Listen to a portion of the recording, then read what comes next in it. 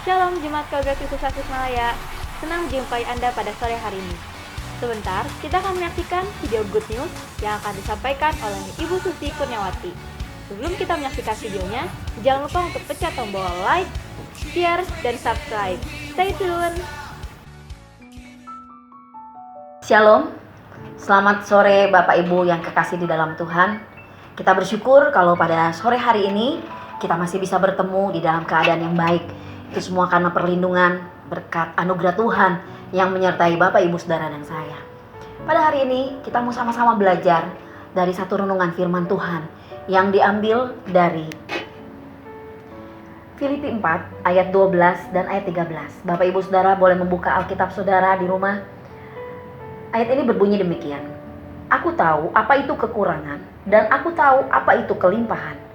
Dalam segala hal dan dalam segala perkara, tidak ada sesuatu yang merupakan rahasia bagiku, baik dalam hal kenyang maupun dalam hal kelaparan, baik dalam hal kelimpahan maupun dalam hal kekurangan.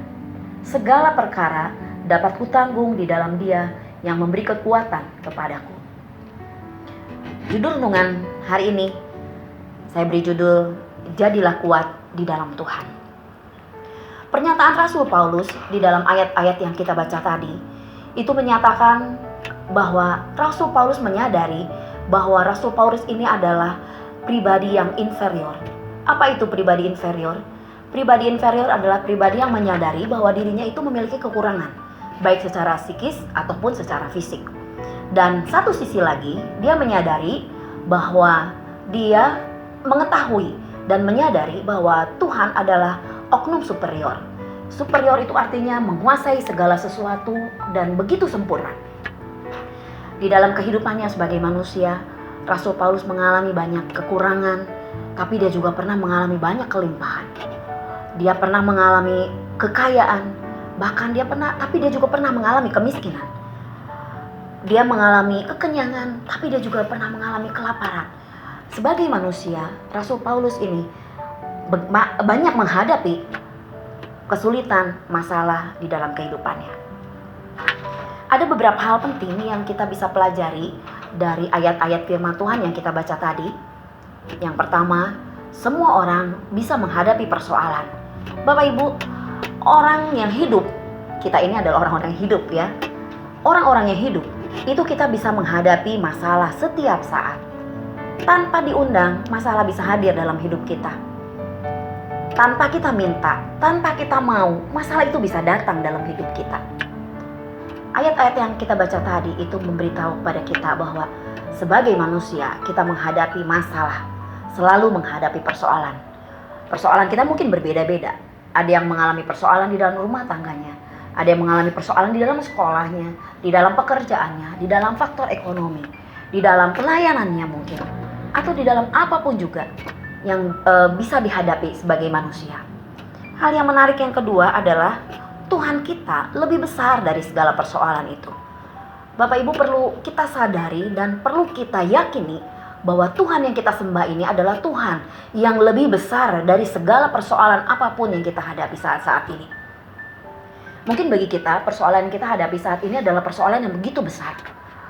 Tapi Bapak Ibu percaya bahwa Tuhan kita itu lebih besar dari masalah kita yang paling besar dalam hidup kita.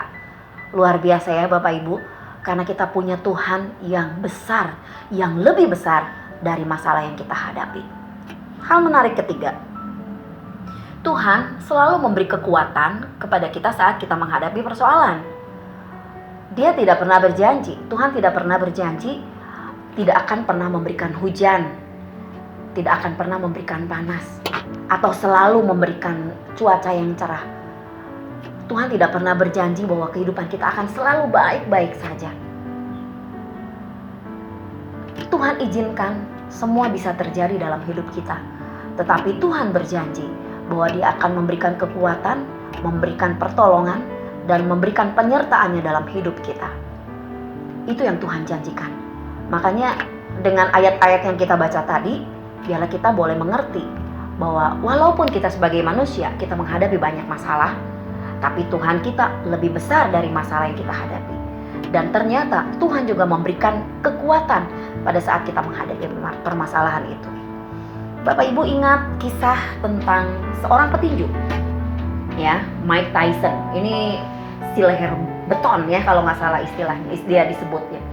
Mike Tyson ini satu kali dia melawan Evander Holyfield. Pasti Bapak Ibu Saudara yang menyukai tinju ingat ceritanya. Evander Holyfield dengan Mike Tyson saat mereka sedang bertarung tinju di arena tinju, ada satu hal yang terjadi luar biasa yang aneh sebetulnya ya di dalam pertinjuan ini tidak boleh dilakukan. Apa yang dilakukan oleh Mike Tyson? Mike Tyson menggigit telinga Evander Holyfield. Dan waktu Evander Holyfield diwawancara, dia mengatakan bahwa Evander ini bilang telinganya serasa hampir putus waktu digigit oleh Mike Tyson. Karena perbuatan Mike Tyson, akhirnya Mike Tyson kalah dan Evander Holyfield menang. Evander Holyfield memaafkan nggak kepada Mike Tyson? Ternyata Evander Holyfield mampu memaafkan Mike Tyson. Ya, waktu Mike Tyson akhirnya memiliki hubungan yang baik kembali dengan Evander Holyfield bilang, aku memaafkan kamu. Waktu Evander Holyfield melawan petinju yang lain, Lennox Lewis kalau tidak salah, waktu itu dia kalah dari Lennox. Tapi apakah Evander marah? Tidak, Bapak Ibu Saudara. Evander Holyfield menerima kekalahan itu. Ada satu rahasia ternyata yang saya juga baru tahu. Di jubah tinjunya Evander Holyfield ternyata ada satu ayat hafalan, ayat yang menjadi ayat emasnya Evander Holyfield. Ayat ini yang tadi kita baca di pertama. Segala perkara dapat kutanggung di dalam Dia yang memberikan kekuatan kepadaku. Seorang petinju dunia, dia tahu bahwa dia punya kekuatan bersama dengan Tuhan. Sehingga dia bisa menerima kemenangan, tidak menjadi sombong, dan dia bisa menerima kekalahan dan tidak menjadi terpuruk karena dia tahu Tuhan yang mengizinkan semuanya itu, dan Tuhan memberikan kekuatan saat dia terpuruk, saat dia melemah, saat dia kalah. Bapak Ibu Saudara, ada beberapa hal yang harus kita lakukan di dalam hidup kita supaya kita bisa menjadi kuat di dalam Tuhan. Sekali lagi, sebagai manusia, kita tidak pernah bisa lepas dari masalah yang kita hadapi. Selama kita hidup, masalah itu pasti akan datang. Bagaimana cara supaya kita menjadi kuat saat kita menghadapi masalah itu? Yang pertama, kita akan menjadi kuat saat kita mengerti akan firman Tuhan. Kita perlu membaca, merenungkan, mempelajari, bahkan melakukan firman Tuhan itu di dalam hidup kita. Bapak Ibu Saudara, firman Tuhan itu mari kita jadikan pedoman dalam hidup kita. Saat kita menghadapi kesulitan, saat kita menghadapi masalah, jadikan firman Tuhan itu menjadi kekuatan dalam hidup kita. Di dalam Mazmur 1 ayat 2-3 mengatakan, mereka yang merenungkan firman Tuhan siang dan malam akan menjadi kuat, bahkan akan tetap berbuah dalam kondisi apapun. Ternyata waktu kita melakukan firman Tuhan, saat kita menghadapi masalah, kita tidak akan menjadi goyah. Atau bahkan saat menghadapi masalah kita bisa terjatuh. Tapi waktu kita mengandalkan firman Tuhan, melakukan firman Tuhan dalam hidup kita, itu akan membuat kita menjadi bangkit kembali. Orang benar bisa jatuh, tapi dia akan bangkit kembali bersama dengan Tuhan. Yang kedua, ini rasanya memang mungkin cukup sulit ya. Waktu kita menghadapi masalah yang begitu besar dalam hidup kita diminta untuk tetap bersukacita. Bapak Ibu Saudara, kalau kita renungkan, waktu kita menghadapi kesulitan, masalah yang besar, rasanya mungkin sulit untuk kita bisa bersukacita. Beda waktu kita menghadapi atau menerima banyak berkat. Wah, rasanya kita dengan gampang bersyukur kepada Tuhan. Bagaimana saat kita menghadapi banyak masalah, kesulitan? Kadang-kadang mungkin kita sulit untuk mengucapkan syukur atau bersukacita, bahkan bersukacita di dalam kesulitan kita, di dalam masalah kita. Tetapi hal yang kedua, ternyata firman Tuhan itu mendorong kita untuk kita tetap bersukacita di dalam segala sesuatu. 1 Tesalonika 5 ayat 16, bersukacitalah senantiasa. Arti kata bersenantiasa apa? Apakah bersukacita saat kita senang saja? Atau bagaimana? Tapi arti kata senantiasa, kita harus bersukacita selalu. Artinya dalam keadaan apapun, dalam situasi apapun, yang kita alami dalam hidup kita. Sulit, tapi harus kita lakukan. Karena dengan kita bersuka cita, Tuhan bisa memberikan kekuatan itu dalam hidup kita. Yang ketiga, kita wajib menaruh pengharapan kita kepada Tuhan. Kadang-kadang mungkin kita menaruh pengharapan kita kepada hal-hal yang kita bisa lihat secara jasmani, kepada harta kita, kepada pekerjaan kita, jabatan kita, kepada orang yang bisa kita andalkan. Tapi apakah betul semuanya itu bisa menaruh pengharapan yang kuat di dalam hidup kita? Saat-saat ini kita mengalami situasi yang sulit. Banyak orang yang kehilangan pekerjaan yang dulu menjadi andalan kita, tapi kita bisa kehilangan pekerjaan itu. Banyak orang yang mungkin memiliki harta yang banyak, tapi dalam situasi seperti ini, apakah harta itu bisa menjadi andalan kita, menjadi pengharapan kita? Pengharapan kita hanya ada satu. Pengharapan kita hanya ada di dalam Tuhan. Mari Bapak Ibu, hal yang ketiga yang perlu kita lakukan adalah menaruh pengharapan kita kepada Tuhan. Ini yang sangat penting. Sebuah kapal, dia bisa tidak terombang-ambing, terbawa oleh air, ombak laut yang besar. Waktu dia menurunkan sauhnya, menurunkan jangkarnya ke dasar laut, sehingga perahu itu tidak akan terbawa oleh arus. Karena itu kita perlu seperti perahu yang menaruh jangkarnya, menaruh sauh pengharapannya kepada Tuhan. Dan Tuhan yang akan meneguhkan setiap kita untuk kita boleh tetap kuat. Hal yang keempat, saat kita merasa bimbang, saat kita merasa takut, mari penuhi hidup kita dengan pujian dan penyembahan dan juga doa kepada Tuhan. Saat kita lemah, waktu kita menaikkan pujian, ada satu kekuatan yang mengalir dalam hidup kita yang memberikan kekuatan kepada kita untuk menghadapi masalah. Mungkin masalahnya belum beres, tetapi kekuatan itu datang dalam hidup kita. Itu seringkali saya alami dalam hidup saya. Waktu kesulitan itu begitu mendera hidup saya menaikkan pujian itu di dalam hati saya. Menaikkan pujian kepada Tuhan. Saya menyadari bahwa hanya Dia yang bisa memberikan pertolongan. Dan sungguh-sungguh itu memberikan aliran ketenangan, kedamaian di dalam hidup saya. Saya yakin Bapak Ibu Saudara juga akan mengalami hal seperti itu. Karena itu Bapak Ibu Saudara, mari kita mau tetap menaikkan setiap pujian dan penyembahan kita, bahkan doa kita kepada Tuhan. Karena hanya Dialah satu-satunya yang bisa menjadi kekuatan dalam hidup kita.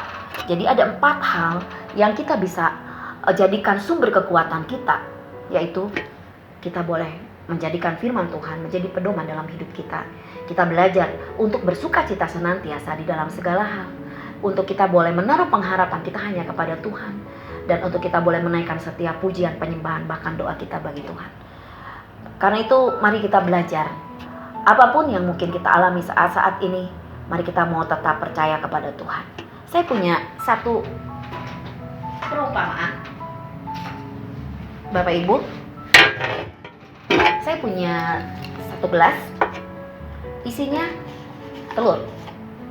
Ya, pasti di rumah semua punya.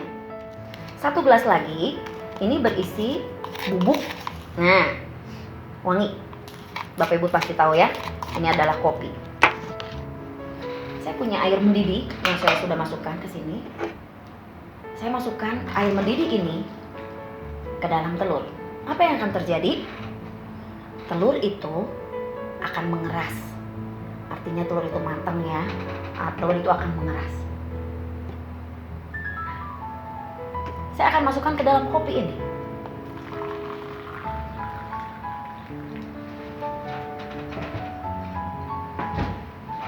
Saya aduk.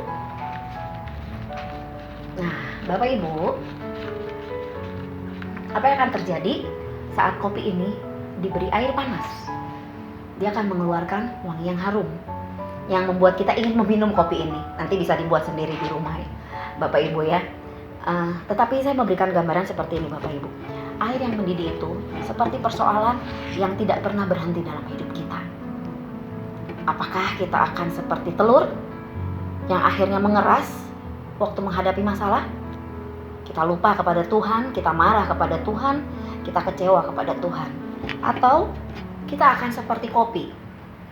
Waktu air mendidih, waktu persoalan itu datang dalam hidup kita, mungkin kita diaduk ya, kita mengalami begitu kesulitan, berat waktu kita diaduk dalam hidup kita oleh persoalan yang kita hadapi. Tetapi ternyata kopi itu begitu diaduk, dia mengeluarkan wangi yang harum. Mari Bapak Ibu Saudara, kita mau belajar menjadi kopi yang harum. Saat persoalan datang, tapi hidup kita boleh tetap harum di hadapan Tuhan. Karena Tuhan yang menjadi kekuatan dalam hidup kita. Mari kita mau sama-sama berdoa. Kami bersyukur Tuhan Yesus untuk malam hari ini kami boleh kembali belajar dari firman Tuhan. Kami mau tetap berpegang kepadamu Tuhan, sumber kekuatan kami. Karena kami tahu Tuhan terlebih besar dari setiap permasalahan yang kami hadapi. Mari Tuhan akan berkati setiap kami yang mendengarkan firman Tuhan pada sore hari ini. Biarlah Tuhan yang menjadi kekuatan bagi kami. Tuhan yang menjadi sumber kekuatan bagi kami. Terima kasih Tuhan Yesus. Di dalam nama Tuhan Yesus kami berdoa dan mengucapkan syukur. Tuhan Yesus memberkati Bapak Ibu Saudara.